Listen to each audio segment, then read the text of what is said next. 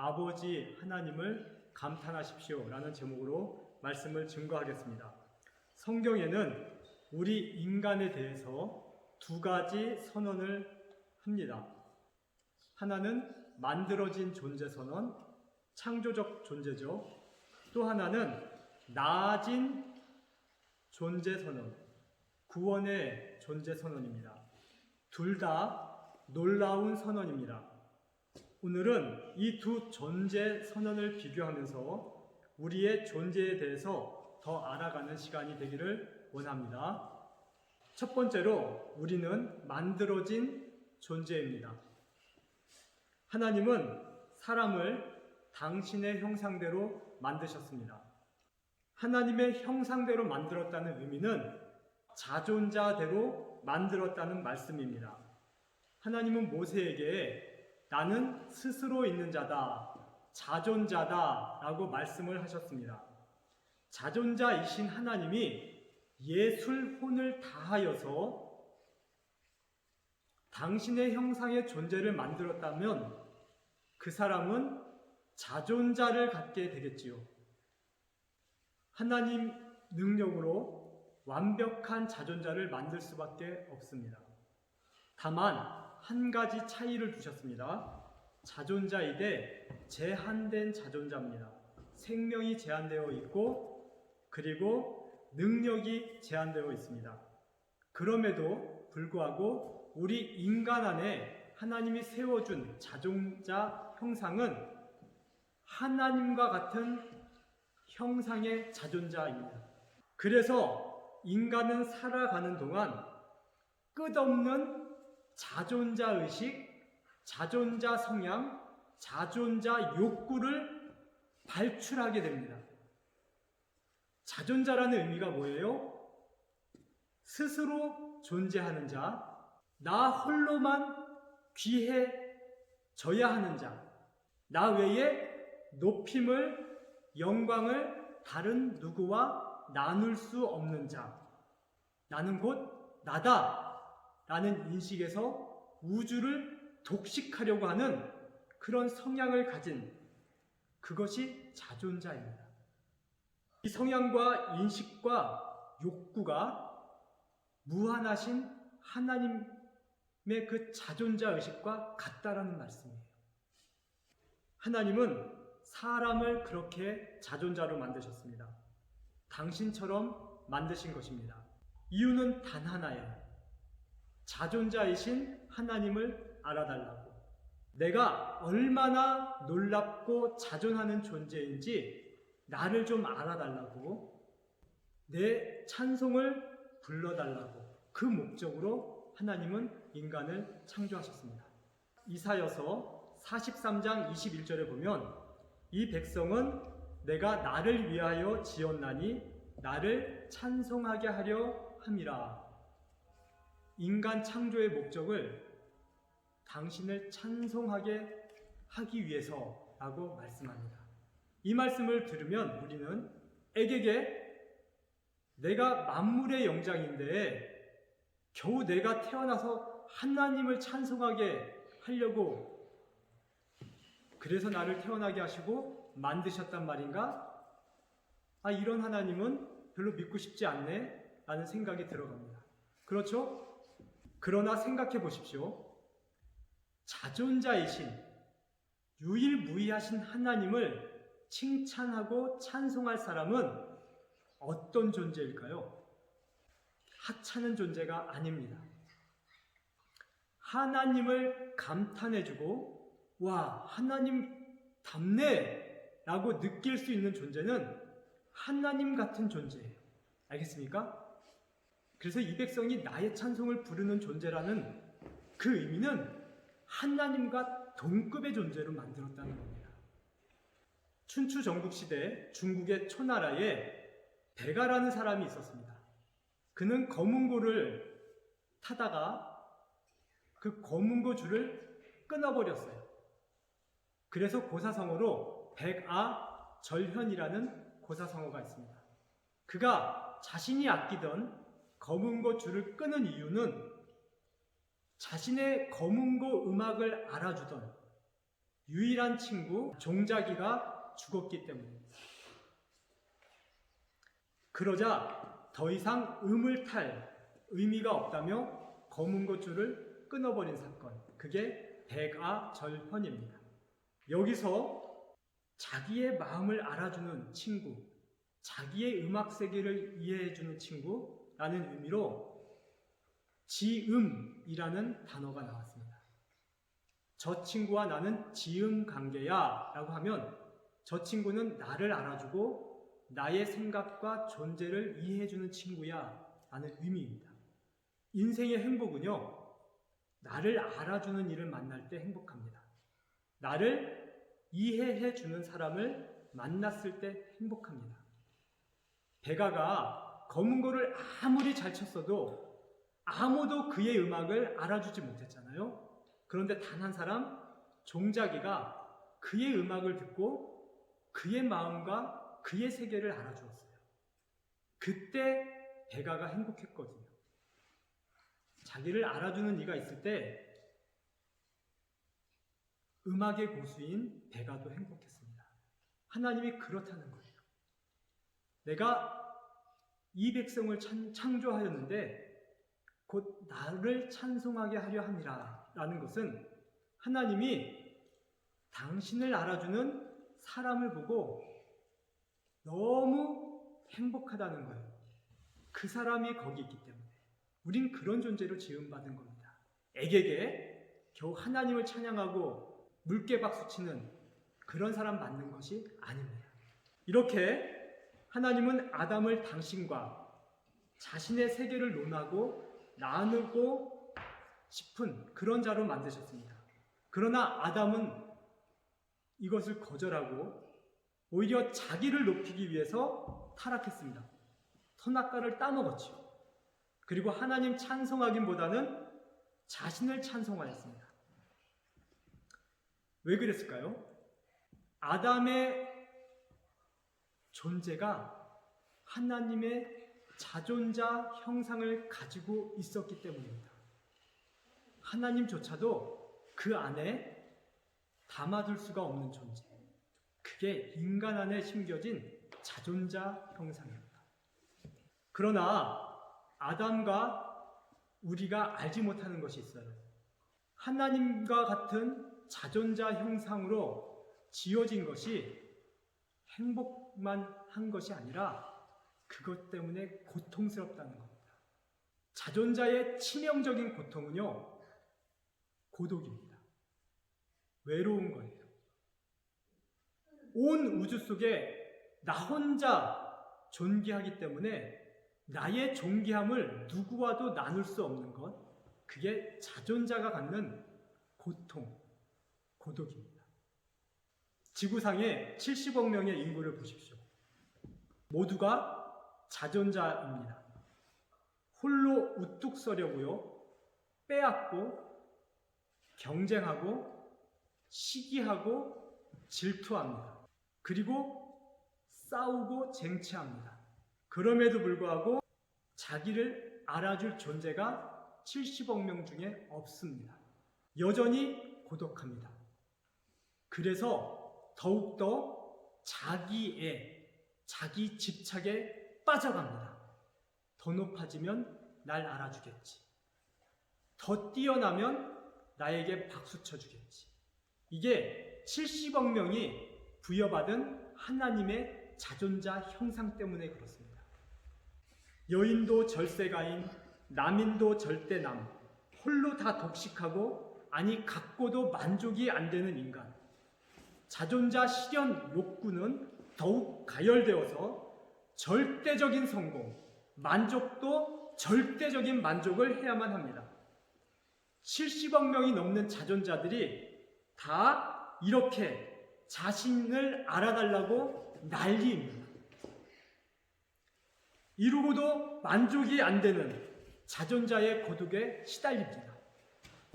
이것이 자존자 형상으로 지어진 인간의 고통입니다. 유한한 존재임에도 불구하고 우리 안에는 하나님과 같은 자존자 실현 욕구와 성향이 부어진 거예요.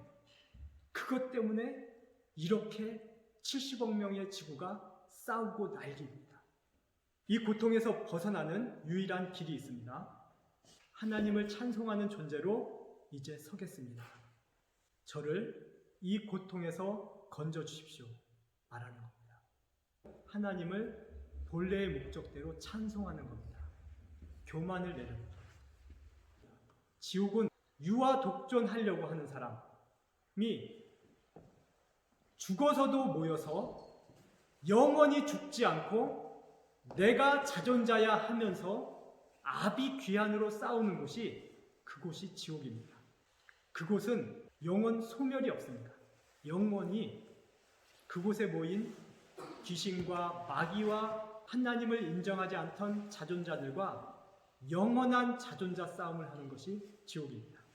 하나님은 이 지옥문을 닫을 해결책을 주셨습니다. 너를 창조한 자를 찬송하라, 감탄하라, 칭송하라. 그러면 너가 그 고통에서 자유롭게 될 것이다, 벗어날 것이다. 주님, 우리가 나 홀로 높아지려고 했던, 내 위에 아무도 두려고 하지 않았던 이 자존자 의식에서, 이 교만에서 내려오겠습니다. 하나님, 없앨 수 없는 이 인생의 고통에서 저를 구원하여 주십시오. 오늘 이 시간 이렇게 기도하기를 원합니다. 아멘. 자, 히브리서 5장 8절과 9절을 보겠습니다. 그가 아들이시면서도 받으신 고난으로 순종함을 배워서 온전하게 하셨은즉 자기에게 순종하는 모든 자에게 영원한 구원의 근원이 되시고. 예수님은 하나님의 아들, 완전한 자존자였습니다. 그분이 피조된 자존자 세상에 들어왔을 때에 그 예수님만큼 자존자 형상이 발동되는 분이 있었을까요? 그분이야말로 진짜 자존자시고 창조주 하나님이셨는데요. 내가 진짜 자존자라고 나타내고 싶으셨을 것입니다. 그런데 예수님은 그러지 않으셨습니다. 히브리서 5장 8절이 그가 고난으로 순종함을 배워서.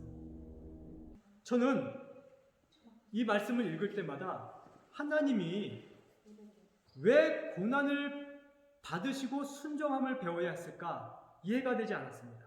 자존하신 하나님이 왜 고난을 받으시고 그리고 순종을 배워야 한다는 말씀이 있을까 이해가 안 됐습니다. 그런데 오늘 이해가 됐어요. 바로 우리 인간들에게 자존자 고통을 벗어나는 그 길을 보여주기 위해서 고난당하시고 순종하시는 모습을 모범으로 보여주신 거예요. 그가 고난으로 순종함을 배워서 자존자의 욕구를 내려놓고 높아져야만 하는 그 형상을 거절하시고 역으로 내려놓으시면서 고난당하신 것입니다. 예수님께서 그렇게 인간들과 자존자 경쟁에서 부끄러움과 수치를 당하시면서 고난을 당하신 것. 성경은 그래서 그분이 순종함을 배웠다라고 말씀합니다. 우리가 이것을 배워야 합니다. 예수님처럼 똑같이 내려놓아야 합니다. 그 한없는 교만과 자기애를 버리는 고통을 선택해야 합니다. 하나님이 뭘 배울 게 있어요? 우리 인간도 나를 따라서 고난받으며 순종하라. 고통을 겪으면서 순종하라. 순종은 자유입니다. 그걸 가르치기 위해서입니다. 순종은 곧 자유입니다. 주여, 우리에게 고난을 주시고 순종을 주셔서 감사합니다. 고난이 아니었으면 이 교만이 꺾였을 리가 없고 순종을 배웠을 리가 없습니다. 하나님, 주신 고난으로 하나님 사랑할 마음이 생겼고 하나님께 복종할 마음이 생겼고 그 결과 나와 같은 이웃의 자존자들 사랑하고 섬길 수 있는 마음이 생겼습니다. 주여, 감사합니다. 감사합니다. 자존자로 태어났다가 고난을 통하여서 하나님을 나보다 높이는 사람에게 하나님은 재미난 말씀을 합니다. 내가 너를 낳았다 라고 말씀합니다. 창세기에서 하나님은 아담을 만드셨다라고 말씀하셨어요. 그렇죠? 그런데 두 번째 창세기인 마태복음에서 하나님은 둘째 아담이신 예수님을 낳았다고 얘기하셨습니다. 만들어진 존재와 낳아진 존재의 차이가 뭘까요? 그 차이는 하나님의 생명나무를 먹는 것과 먹을 수 없는 것의 차이입니다. 첫째 아담은 하나님이 창작 활동으로 만드신 작품이에요. 작품에게는 하나님께서 생명나무를 화염검 도는 칼을 배치하셔서 못 먹게 하십니다. 그러나 낳은 존재, 둘째 아담의 사람들에게는 하나님이 적극적으로 이 생명나무를 여시고 계시하셔서 먹으라고 합니다. 요한복음 6장 48절입니다. 내가 진실로 진실로 이르노니 나를 믿는 자는 영생을 가졌나니 나는 하늘에서 내려온 살아있는 떡이니 사람이 이 떡을 먹으면 영생하리라. 예수님께서 이렇게 자신이 생명이라고 하고 적극적으로 이 생명인 자신을 마시고 먹으라고 얘기합니다. 하늘 양식이니 먹으라고 얘기합니다. 만들어진 존재와 낳은 존재에게는 다른 양식을 줍니다. 첫째 아담에게는 만나요. 둘째 아담의 후손들에게는 생명을 줍니다. 작품에게는 생명을 줄 수 없습니다. 그러나 낳은 자식에게는 생명을 당연히 주어야 합니다. 이 차이입니다. 하나님께서 영생을 주신 하나님의 목적이 있습니다. 에베소서 2장 10절입니다. 우리는 그가 만드신 바라 그리스도 예수 안에서 선한 일을 위하여 지으심을 받은 자니 이 일은 하나님이 전에 예비하사 우리로 그 가운데서 행하게 하려 하심이라. 하나님은 우리를 만드신 바라, 헬라어로 시입니다. 하나님은 우리를 시처럼 만드셨습니다. 오늘 본문에 선한 일을 위하여 라는 헬라어는 아가도스 에루곤입니다. 감탄할 만한 일을 위하여 라는 의미입니다. 하나님은 우리를 시처럼 만드셨는데 감탄하는 일을 하도록 만드셨다는 의미입니다. 그러면 그 다음 구절을 한번 보겠습니다. 이 일은 하나님이 전에 예비하사 우리로 그 가운데서 행하게 하려 하신 것이라. 여기서 행하게 하다라는 의미가 헬라어 페리파테오예요. 걸어다니다, 돌아다니다라는 뜻입니다. 창세기 3장 8절에서 하나님이 에덴 동산을 지으시고 아담과 함께 동산을 거니시던 장면이 나오죠. 그때 쓰였던 그 걸어다니다, 거니시는 하나님의 그 단어입니다. 그러니까 하나님이 우리를 시처럼 만드시고 감탄하게 하는 일을 위하여 창조하신 것은 하나님 안에서 걸어다니게 하려 함이라 라는 이런 의미가 됩니다.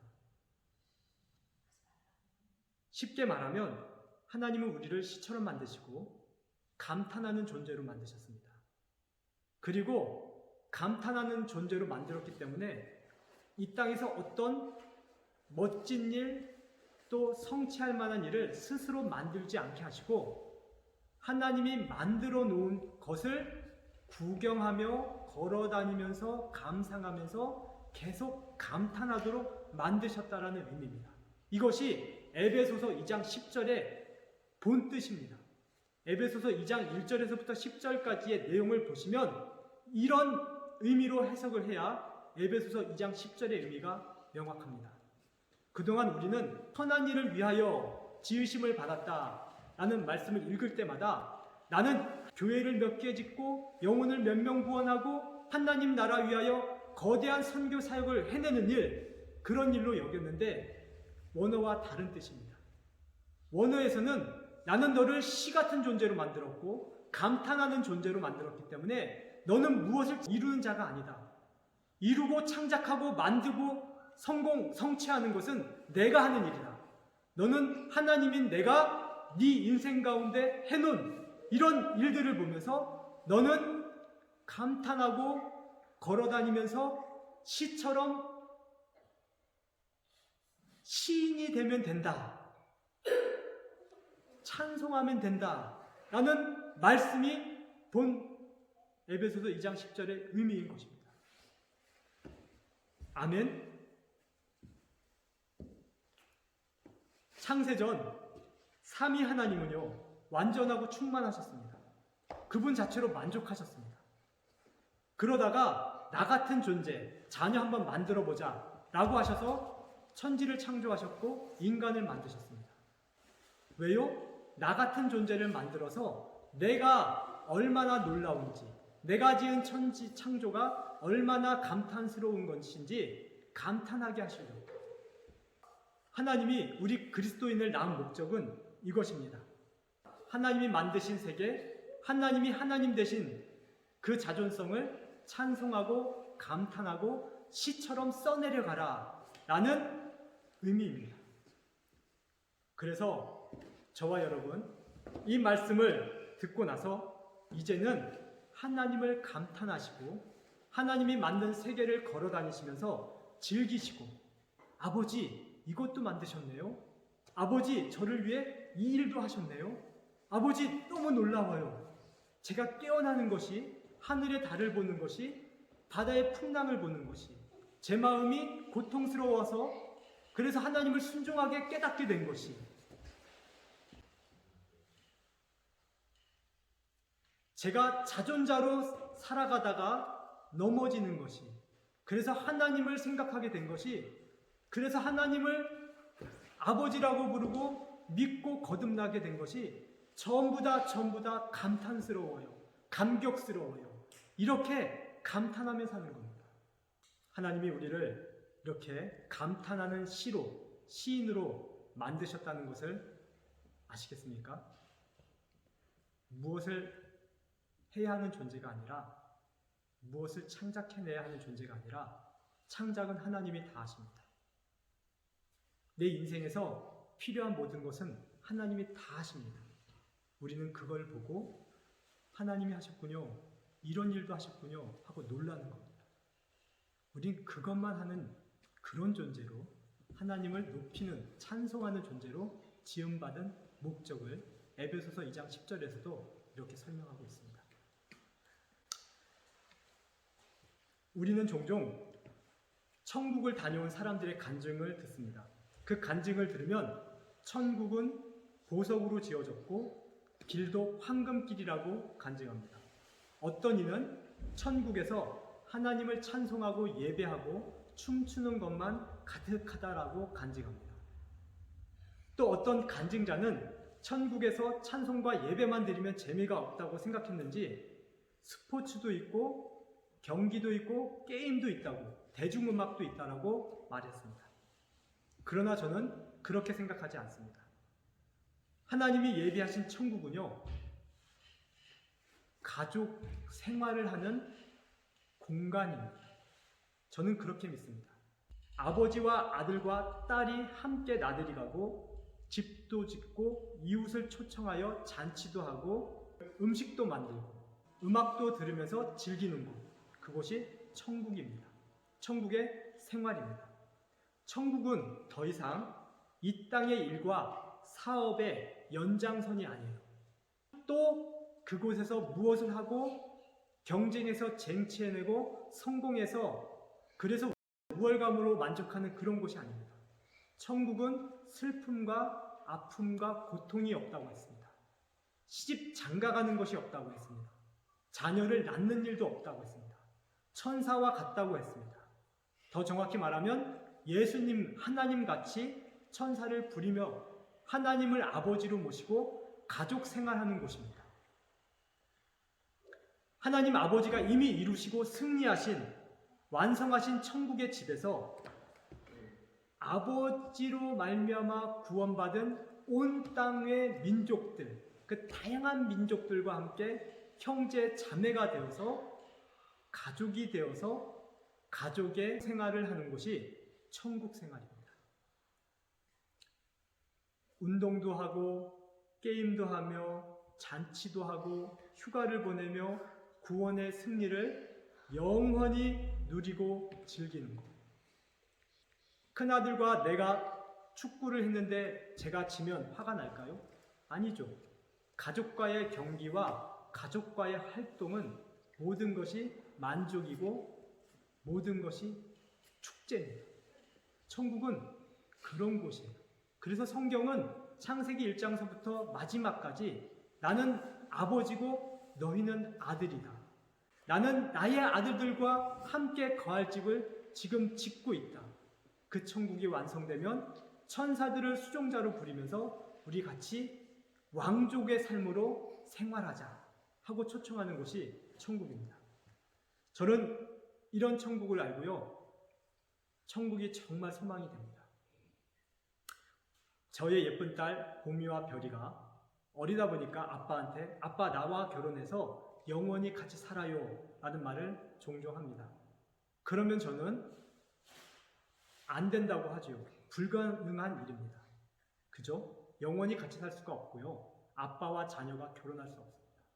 그런데 천국은 이런 생활이 가능한 곳입니다. 하나님을 아버지로 우리가 그의 아들과 딸로서 영원히 하나님과 결혼하여서 하나님과 자녀의 축제의 삶, 권세의 삶을 누리고 생활하고 휴식하는 곳, 그곳이 천국이란 말입니다. 저는 이런 천국 외에 이제는 다른 천국에 대한 상상을 하지 않기로 하였습니다. 제가 코로나를 겪어봤습니다. 지난 1년 동안 내 자녀를 키우면서 집에서 갇혀서 산 것이 한 8, 9개월 되는 것 같습니다. 한 10개월도 넘을 것 같습니다. 그런데 따분하지가 않습니다. 우리 자녀와 함께 먹을 양식과 공간과 그리고 보장된 안전만 있다면 정말 자녀들 키우면서 이야기하고 달리고 또 먹고 마시고 자고 노는 것이 얼마나 재밌던지. 이래서 하나님이 우리를 자녀로 부르시는구나 이렇게 알게 되었습니다. 하나님 아버지 감사합니다. 오늘 우리가 하나님의 가족으로 지음받았습니다. 감탄하는 존재로 지음받았습니다. 무엇을 하는 존재가 아니라 시처럼 만들어졌고 그리고 선한 일, 감탄하는 일을 위하여 지음받았습니다. 하나님의 세상을 거닐게 하려 목적함이라 라고 말씀하셨습니다. 하나님, 이것을 믿고 이제는 내 인생에서 행하신 하나님의 수많은 놀라운 일들을 감탄하며 감격하며 시로 쓰고 읊으며 살겠습니다. 예수님 이름으로 기도했습니다. 아멘.